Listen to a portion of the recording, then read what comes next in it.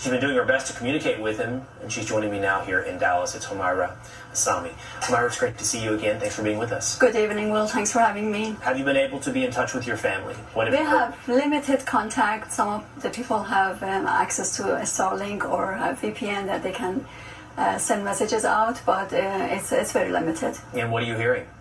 The Iranian people think that the regime is finished after the death of Khamenei. And as Maryam Rajavi, the head of the National Council of Resistance, says, death of Khamenei is the death of theocratical regime. So we are hoping that this will start the transfer of sovereignty to the Iranian people. Well, the hope is that this will start a transfer of sovereignty, but the Iranian Revolutionary Guard and the Iranian government still looks to be putting up a fight. And that brings up not just what the United States and Israel have done and will continue to do, but as President Trump said, what will be done by the Iranian people? Will the Iranian people seize the moment? Yes, yesterday Maryam Rajavi announced the formation of provisional government, and they have the plan. The MEK forces on the ground, they are the active military part that they are confronting, and they have been confronting the regime for a long time. Last Monday, actually, they attacked Khamenei's headquarters in the middle of Tehran with a heavily secured area, but they were able to have an armed attack on them, and 250 members of the MEK were involved in this.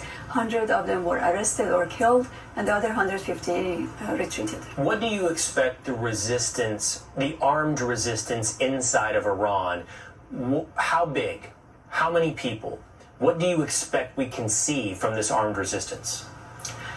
The Iranian resistance in 1981, after they realized that you cannot cooperate with this regime, you cannot go with the political to change the regime, to reform the regime, they formed the National Council of Resistance of Iran, and they announced that the only way to overthrow this regime is an armed struggle.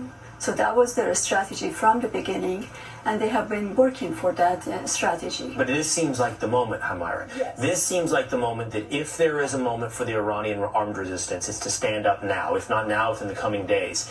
And I would imagine that looks like fights on the streets with the Revolutionary Guard, taking over government buildings, arresting the regime.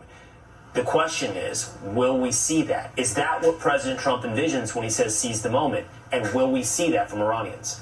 Of course we will, because there is an organized resistance. The organized resistance that has been in Iran for the past decades has the capability, has been working on this plan. The resistance units are a formation of like maybe a few people get together and they do activities, they get organized. And so this number of resistance units are all over the country. It's not just in one place. And we have seen their activities by torching the banners before.